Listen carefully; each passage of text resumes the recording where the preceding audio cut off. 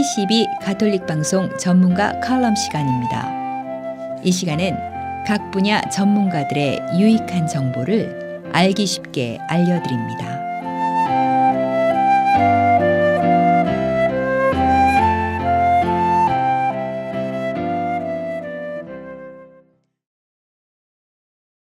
안녕하십니까? KCB 전문가 컬럼 애청자 여러분. 지난 시간에 이어 우리가 쉽게 접할 수 있는 발 질환에 대해서 알아보려고 합니다. 발목 전문의 신보경 미카엘라 선생님 나오셨습니다.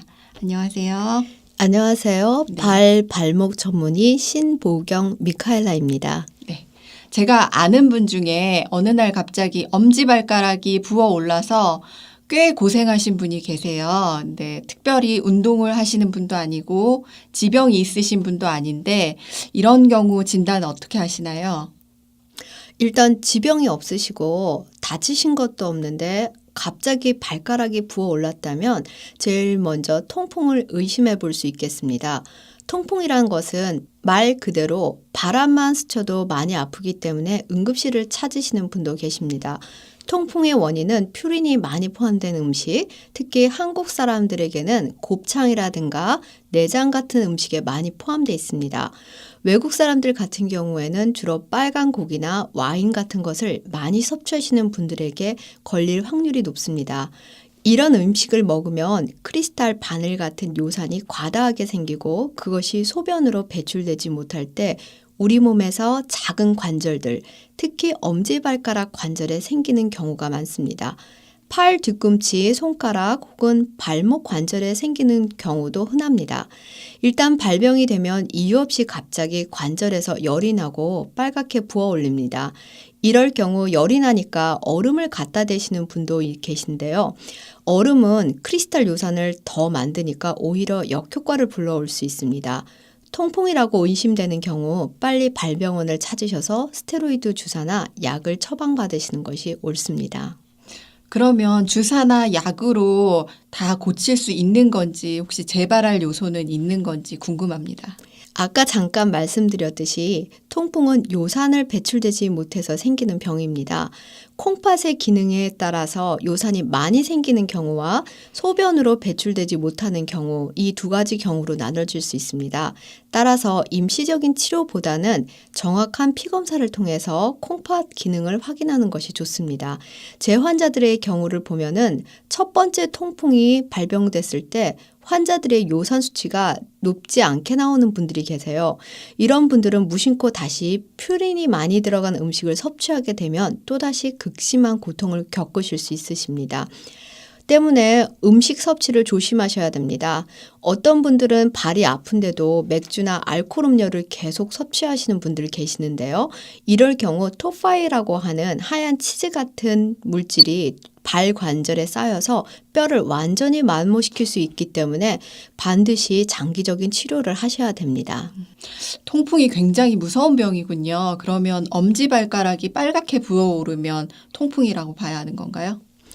통풍은 어느 날 갑자기 이유 없이 생기는 병이고요. 무지외반증, 즉 엄지발가락이 휘어서 생기는 관절염도 이 증상과 비슷합니다. 빨갛게 부어오르는 것이 거의 비슷한데요. 걸음을 못 걸을 정도는 아닙니다. 무지외반증은 주로 하이힐을 너무 일찍 신기 시작했다든가 유전적이라든가 나이가 들어서 발가락이 휘는 경우 그 원인이라고 할 수 있습니다. 무지외반증 환자들의 대부분은 좁은 신발을 신었을 때 그 신발 마찰에 의해서 빨갛게 부어오르는 경우가 대부분입니다.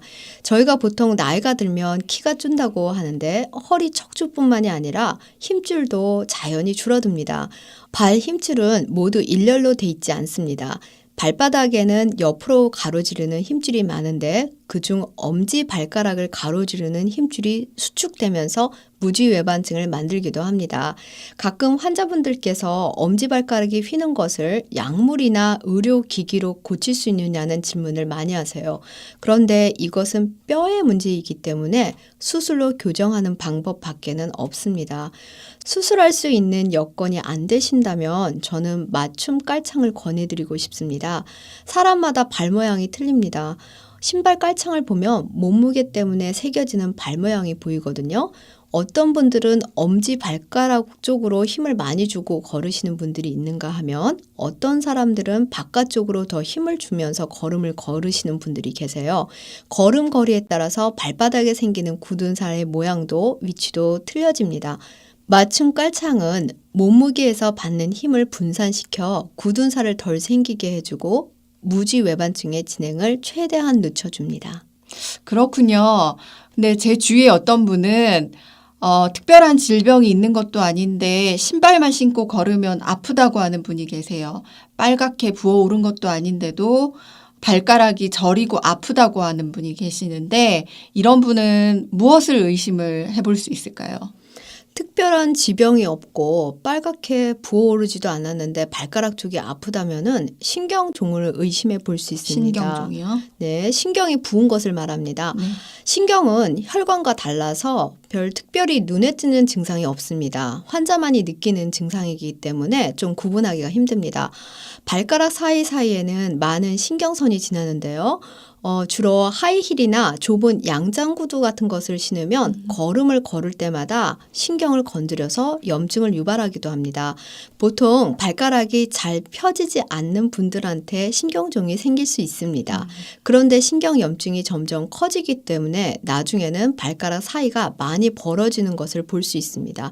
처음에는 스테로이드 주사로 염증을 작게 만들 수 있지만 너무 신경종 사이즈가 커지면 수술로 제거해야 하는 경우도 종종 있습니다.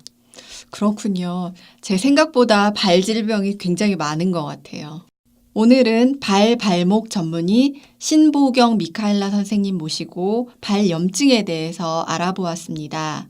더 궁금한 사항이 있으신 분들은 전화 201-705-7885 201-705-7885로 전화 주시면 더 자세히 상담하실 수 있다고 합니다. 전문가 칼럼 애청자 여러분, 다음 시간에도 좋은 주제로 다시 찾아뵙도록 하겠습니다. 오늘 나와주셔서 감사합니다. 감사합니다.